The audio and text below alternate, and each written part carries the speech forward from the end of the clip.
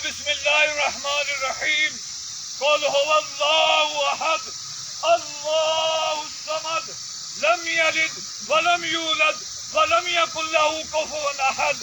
جس آدمی نے دنیا میں رب کو رب مانا، رب کے حکموں کے مطابق سر جھکایا، رب کے سامنے جھکا، رب کی ربوبیت، اس کی الوہیت کو تسلیم کیا اور یہ مانا کہ اللہ واحد لا شریک ہے اور وہ جو چاہے کرے، اس کے سامنے کسی کی کوئی مجال نہیں، اس کے فیصلے کو کوئی ٹال نہیں سکتا، اس کے حکموں کو کوئی روک اور ٹوک نہیں سکتا. وہ آدمی یہ جواب دے گا ربی اللہ، میرا رب اللہ ہے. پھر دوسرا سوال ہوگا ما دینوں کا، تیرا دین کیا ہے؟ تو وہ جواب دے گا دینی الاسلام. ہم نے دنیا میں دین کو اگر دین جانا، اسلام کو اسلام مانا، اسلام کے بتائے ہوئے قوانین و فرامین کو اپنایا، اس کے مطابق زندگیاں گزاری ہوں گی، تو وہاں جواب دینے میں آسانی ہوگی اور آدمی کہے گا دینی الاسلام، میرا دین اسلام ہے. اور جب نبی کے بارے میں پوچھو گی من نبیوں کا، تیرا نبی کون ہے؟ کیونکہ قبر میں دفنانے کا نظام حضرت آدم علیہ السلام سے لے کر قیامت تک جاری اور طاری رہے گا. مسلمانوں کو دفنانے کا حکم ہے. اور یہ یاد رکھو برزخی مرحلے میں اگر خدا نہ خواستہ کوئی آدمی دفنایا نہ جا سکے، مثلاً بتیرے لوگ دریا میں بہ جاتے ہیں، یا کہیں کوئی جل گیا ہے، یا کہیں کسی کو جانور اور درندے پرندے کھا گئے ہیں، تب بھی یہ برزخی مرحلہ سب کے لیے برابر ہے. یہ سوال جواب سب کے لیے برابر ہیں. اس سے پوچھتے ہیں من نبیوں کا، تیرا نبی کون ہے؟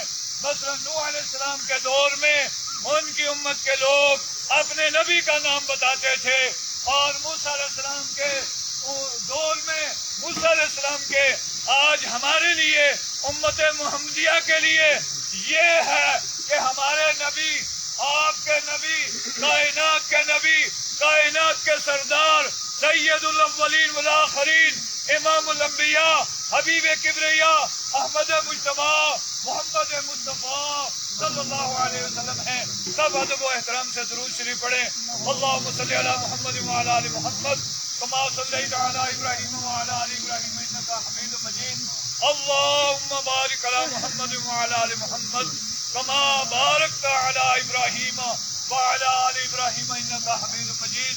ہم سے جب سوال ہو تاکہ ہم یہ جواب دے سکیں کہ میرے نبی ختم المرسلین ہیں، سید الاولین والآخرین ہیں، امام الانبیاء ہیں، احمد مجتبیٰ ہیں، محمد مصطفیٰ صلی اللہ علیہ وسلم ہیں. دوستوں اور بزرگوں، یہ ہم تبھی بتا پائیں گے جب ہم دنیا میں رسول اللہ کی اتباع اور اطاعت کریں گے. رسول اللہ کی اتباع اور اطاعت یہ اختیاری عمل نہیں ہے، یہ فرض ہے. اور اللہ نے اپنے پیارے حبیب کو انسانی مخلوق میں اسی لیے پیدا کیا کہ آپ ہمیں بتائیں کہ ہم نے خوشیاں کیسے گزارنی ہیں، ہمیں غمیاں کیسے گزارنی ہیں. ہم دیکھتے ہیں کائنات کے نظام میں یہ سورج ہے، چاند ہے، اور سورج اور چاند کا یہ نظام رب العالمین احکم الحاکمین نے متعین کیا ہے. جس طرح یہ آسمان کا نظام ہے، اسی طرح اللہ چاہتا تو حضرت محمد الرسول اللہ صلی اللہ علیہ وسلم کو آسمانوں میں اسی طرح چمکا دیتا جس طرح سورج چمکتا ہے، بلکہ 24 گھنٹے آپ چمکتے رہتے. آپ وہاں بیٹھ کر ہماری رہنمائی کرتے رہتے کیا کام کرنا ہے اور کیا کام نہیں کرنا. لیکن رب کائنات نے احسان عظیم فرمایا ہے اور اس احسان کا ذکر فرمایا لقد من اللہ علی المؤمنین اللہ نے احسان عظیم فرمایا ہے مومنوں پر، اذ بعث فیہم رسولا من انفسہم، جب ان میں سے رسول بھیجا، یتلو علیہم آیاتہ ویزکیہم ویعلمہم الکتاب والحکمہ، آپ نے ہمیں خوشیوں کے طریقے بھی بتائے، غمیوں کے بھی طریقے بتائے۔ اللہ رب الجلال نے انسانی مخلوق میں حضرت محمد رسول اللہ کو پیدا فرما کر احسان عظیم کیا ہے، اور احسان عظیم کے طور پر جتلایا اس بات کو کہ لقد من اللہ علی المؤمنین، اللہ کا یہ احسان ہے، اللہ کا شکر ہے۔ آپ انسانی مخلوق میں تشریف لائے، آپ نے نکاح کیے، عقد نکاح کیے، شادیاں کی، اگر ساری عمر آپ نکاح نہ کرتے آپ کو ضرورت نہیں تھی۔ رب کائنات نے آپ کے لیے ساری انسانیت سے ہٹ کر نظام بنایا ہے، لیکن انسانی مخلوق میں پیدا کرنے کا مطلب یہ ہے کہ آپ انسانوں کی رہنمائی کریں، شادی کیسے کرنی ہے، بیاہ کیسے کرنا ہے۔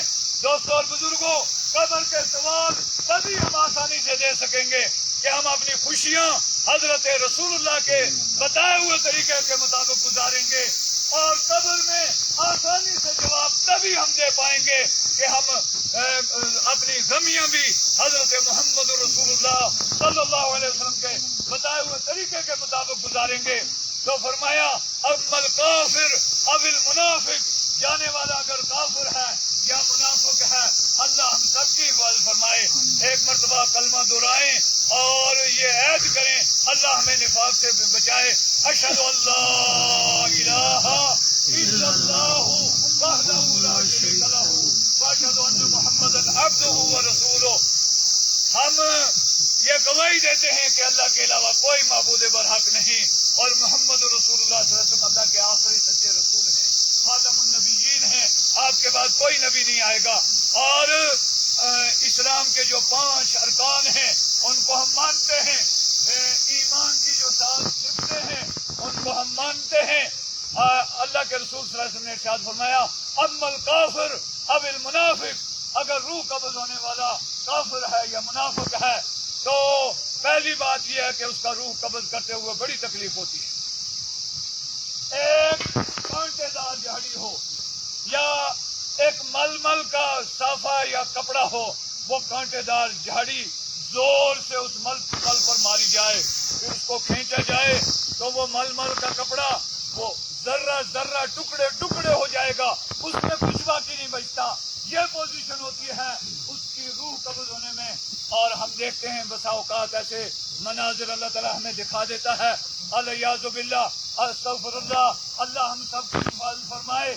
بڑا مشکل وقت ہے، موت کا وقت بڑا مشکل ہوتا ہے، ایسے حالات بنتے ہیں بسا اوقات، کئی دن اس میں سکرات میں گزرتے ہیں، موت کی کیفیات میں گزرتے ہیں، روح قبض نہیں ہوتی، یہاں تک نوبت آتی ہے لوگ کہتے ہیں چلو صدقہ کرو، خیرات کرو، کوئی دعا کرواؤ، کوئی کچھ کرو، کہ یہ آدمی اتنے دنوں سے پریشان ہیں۔ اللہ ہم سب کی حفاظت فرمائے، اللہ ہم سب کی حفاظت فرمائے، اللہ ہم سب کے لیے موت کا مرحلہ آسان فرمائے۔ فرمایا روح قبض ہو گئی، اور پھر اس کے بعد لے کر جب فرشتے اوپر کی طرف جاتے ہیں، وہ جانے والا کیونکہ نیک نہیں ہے، وہ بدترین ہے، وہ منافق ہے یا کافر ہے، پہلے راستے میں جو فرشتے ہوتے ہیں جب وہ سوال پوچھتے ہیں تو بد سے بد نام لے کر، اور اس کے بارے میں فرمایا جہنم سے بدبودار قسم کا گلا سڑا ہوا کفن لایا جاتا ہے، جس میں وہ لپیٹ کر لے جاتے ہیں، اس کی بدبو بے انتہا ہوتی ہے۔ اور جب راستے میں فرشتے پوچھتے ہیں یہ کون ہیں تو وہ جواب دیتے ہیں یہ فلاں بن فلاں ہیں، بد سے بدتر جو نام اس کا ہو سکتا ہے وہ نام لے کر وہ اس کو پکارتے ہیں، کہتے ہیں۔ پھر جب لے کر اوپر جاتے ہیں، اللہ تعالیٰ نے قرآن کریم میں 8ویں سپارے میں سورہ اعراف میں یہ ارشاد فرمایا ہے لا تفتح لهم ابواب السماء ولا يدخلون الجنة حتى يلج الجمل في سم الحیات، فرمایا نہ اس کے لیے آسمان کے دروازے کھولے جاتے ہیں اور نہ اس کو جنت میں داخل کیا جائے گا، اس کا جنت میں جانا اتنا مشکل ہے جس طرح سوئی کے ناکے سے اونٹ کا گزرنا مشکل ہے۔ سوئی کا معمولی ناکا ہے جس میں باریک دھاگا ہم ڈالتے ہیں، اس دھاگے کی جگہ سے اونٹ گزرنا کس قدر مشکل ہے، فرمایا ایسے ہی ان لوگوں کا جنت میں جانا مشکل ہے۔ پھر فرمایا ان کے روح نیچے پٹخ دیے جاتے ہیں، فتخطف الطیر اور تہوی بہ الريح فی مکان صحیح، پرندے نوچ کر لے جاتے ہیں یا ہوا اڑا کر ایسی جگہ لے جاتی ہے جو نامعلوم جگہ ہے۔ اب اس کو لے کر قبر میں رکھا، اور اسی طرح وہ فرشتے آگے سوال جواب والے منکر نکیر آگے آ کر سوال کرتے ہیں، من ربوں کا، تیرا رب کون ہے؟ وہ کہنے والا، وہ جواب دینے والا کہتا ہے، ہائے ہائے ہاں لا ادری، ہائے ہائے افسوس، میں نہیں جانتا، کون تو اقولو ما یقول الناس، میں بھی وہی کہتا ہوں جو لوگ کہتے ہیں۔ یہ کوئی سوال نہیں ہے۔ آج مثال کے طور پر ایک بچہ امتحان دینے کے لیے بیٹھے اور امتحان کے پرچے میں وہ یہ لکھ کر آئے کہ جو باقی ساتھی لکھتے میں بھی وہی لکھتا ہوں، اس کو کوئی پاس نہیں کرے گا، کوئی نمبر نہیں دے گا۔ کون تو اقول ما یقول الناس، میں بھی وہی کہتا ہوں جو لوگ کہتے ہیں۔ یہ کوئی سوال نہیں۔ پھر جب دوسرا سوال پوچھا جائے گا، کیونکہ دنیا میں اس نے دین کو دین نہیں مانا، اسلام کو اسلام نہیں مانا، شریعت کی حکم اور احکامات کی پرواہ نہیں کی، منمانی زندگی گزار کر گیا ہے، نفاق کی زندگی گزار کر گیا ہے، کفر کی زندگی گزار کر گیا ہے، وہ جواب نہیں دے گا۔ رب العالمین احکم الحاکمین کی طرف سے جو پہلے آدمی دفن ہوتا ہے اس کے بارے میں اعلان ہوتا ہے، افرشوا من الجنہ، اس کے نیچے جنت کا فرش بچھاؤ، وافتحوا له بابا الى الجنہ، جنت کی طرف اس کے لیے کھڑکیاں کھول دو، فیاتیھا ریحھا، وہاں کی ہوا، وہاں کی خوشبو جنت کی اس متوفی کو آتی ہے جو پہلے والا جواب دینے والا ہے، اور جو جواب نہیں دے سکتا اس کے بارے میں فرمایا رسول پاک صلی اللہ علیہ وسلم نے۔ اور دوستوں اور بزرگوں، ایک بات میں کہوں، اس وقت ہم اپنی آنکھوں سے سورج کو دیکھ رہے ہیں، ہماری آنکھوں کے دیکھنے میں غلطی لگ سکتی ہے، یہ 7 آسمان زمین عرش فرش سب کچھ تباہ نیست و نابود ہو سکتا ہے، لیکن رسول اللہ کے فرمان میں کمی واقع نہیں ہو سکتی۔ جو رسول اللہ نے فرمایا وہ سچ ہے، وہ حق ہے، وہ برحق ہے، اس کو برحق ماننا پڑے گا، ورنہ ہمارا اسلام ہی کس حیثیت کا۔ آپ نے فرمایا کہ پھر فرشتے اس پر مقرر کیے جاتے ہیں، جو گدان لے کر آتے ہیں، ہتھوڑا لے کر آتے ہیں، ایک دفعہ ہتھوڑا مارتے ہیں وہ ریزہ ریزہ ہو جاتا ہے، پھر جتنی دیر میں وہ دوبارہ ہتھوڑا اٹھا کر لاتے تو وہ دوبارہ مکمل ہوتا ہے۔ یہ عذاب لگاتار اس کو قبر میں دیا جاتا ہے، اور فرمایا پھر اس کے لیے حکم ہوتا ہے کہ جہنم کی طرف سے کھڑکیاں کھول دو، جہنم کا دھواں اور جہنم کی گرمی، یہ سزا اس کو قیامت کی صبح تک اسی طرح دی جاتی رہتی ہے۔ دوستوں اور بزرگوں، عذاب قبر برحق ہے۔ اللہ کے رسول صلی اللہ علیہ وسلم کے گھر میں ایک دفعہ مائی عائشہ صدیقہ رضی اللہ تعالیٰ عنہ کے پاس ایک یہودیہ خاتون آئی، اور انہوں نے 2-4 مرتبہ یہ تذکرہ کیا کہ اللہ تمہیں عذاب قبر سے بچائے۔ جب آپ صلی اللہ علیہ وسلم واپس تشریف لائے، مائی عائشہ نے بتایا اس طرح فلاں خاتون آئی تھی اور یہ بات کہہ رہی تھی۔ اللہ کے رسول صلی اللہ علیہ وسلم نے ارشاد فرمایا یہ سچی بات ہے۔ پھر آپ نے فرمایا تعوذوا باللہ من عذاب القبر، اللہ کی پناہ مانگو عذاب قبر سے۔ ایک مرتبہ نہیں، متعدد مرتبہ آپ نے یہ بات دہرائی۔ صحابہ کرام گھبرا گئے، کپکپانے لگے، اور بار بار یہ کہنے لگے اللہم انا نعوذ بک من عذاب القبر۔